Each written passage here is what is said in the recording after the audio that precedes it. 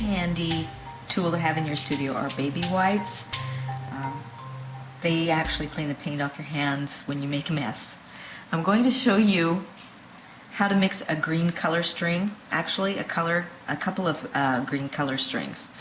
We're going to start at this time with some yellow, and I'm going to take a good pile of the yellow. I'm going to clean the palette knife a little bit so I don't contaminate the blue as little as possible.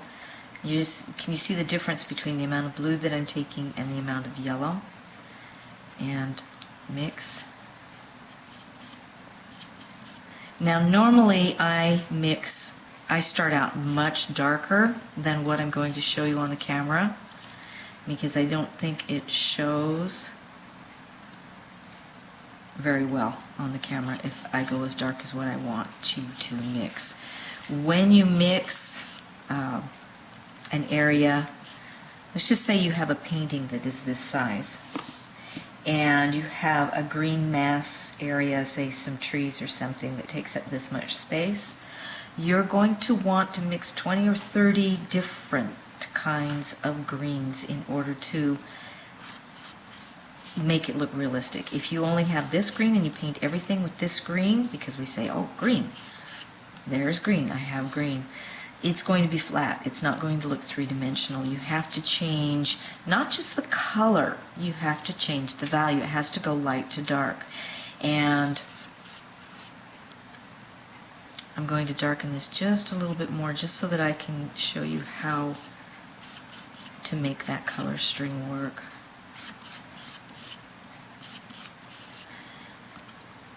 When I have you mix a color string, again, you need at least 3 values minimum if it's a small area, a dark, a medium, and light. And it's always good to have one value darker than what you see and one value lighter than what you see so that you do not have to stop and mix. And these do not have to be every single value on your value scale. You can skip a couple depending on how much you have to do and brush mix in between. So I have, it's a pale green here. I'm going to split this green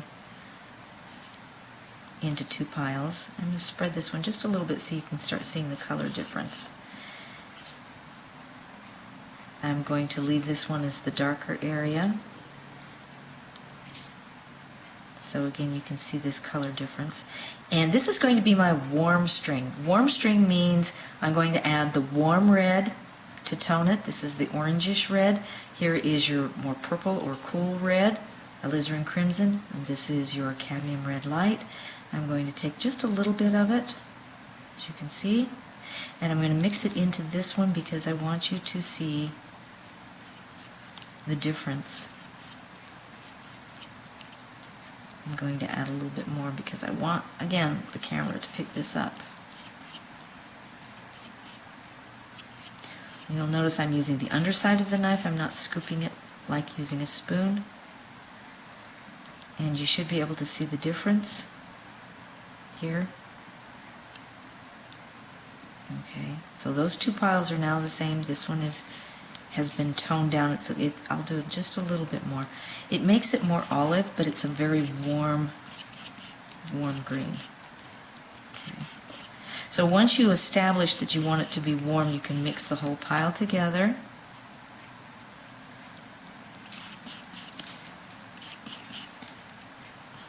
And I think now, because I have a larger pile, you can see the difference. This is your base green, and this is now your warm green. And in order to mix a color string, I'm going to put some more yellow out here.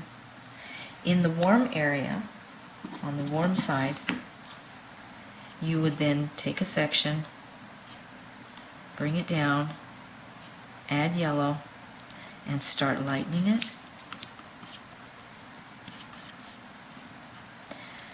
And I want to spread this out so you can see the difference as I mix these.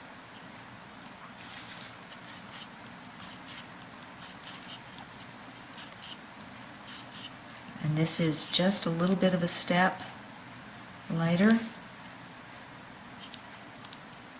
and then another step,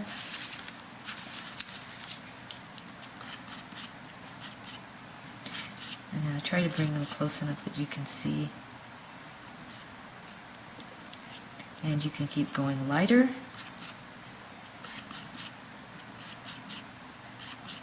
And at this point, you can start adding a little white.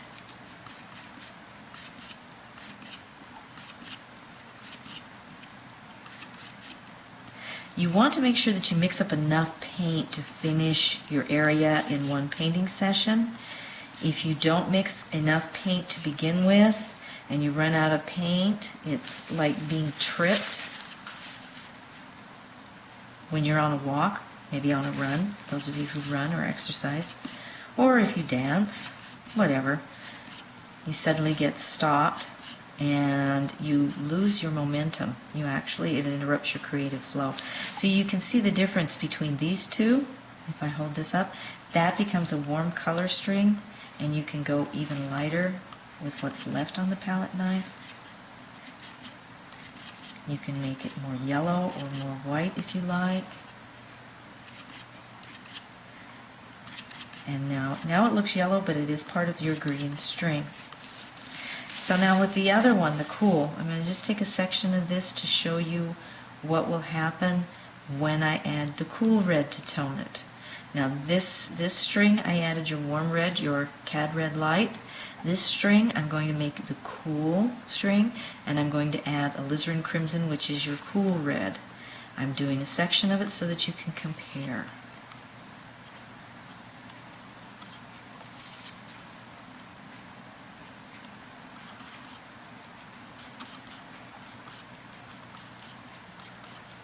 Okay, so now you can see the difference. That is your just a pure green, but if you paint everything with this color, it's all going to look flat. If I hold this up over here, and get a little more on the end of the palette knife, and you can see, hopefully you can see, there is a subtle difference. Okay. So now I'm going to mix this in. This becomes the cool green. I'm going to add more red to that. And in this case, I can see that it needs some more blue to help make it cool. Because we really I want you to see the difference in the two colors. Okay? So this becomes your cool. In order to keep this cool, instead of adding yellow, if you add yellow, it's going to become a warm yellow. So we're going to add white. And in the beginning, I get students who look and go, they're close enough. I don't need any more. One string is good, or 3 values is okay. I don't need any more. And then they start to paint, and again, it looks very flat because they don't have enough different colors in order to make the object look three-dimensional. So here with this one, I'm adding white each time to the color string in order to keep the color cool.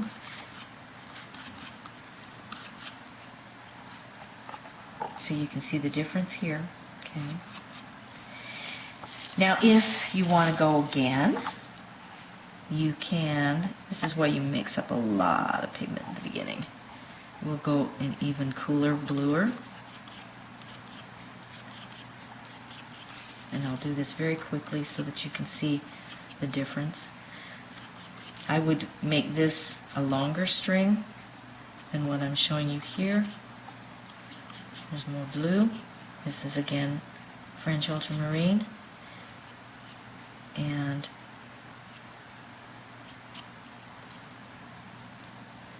I'm going to add white. Now there is a lot more to greens than just this. A lot more.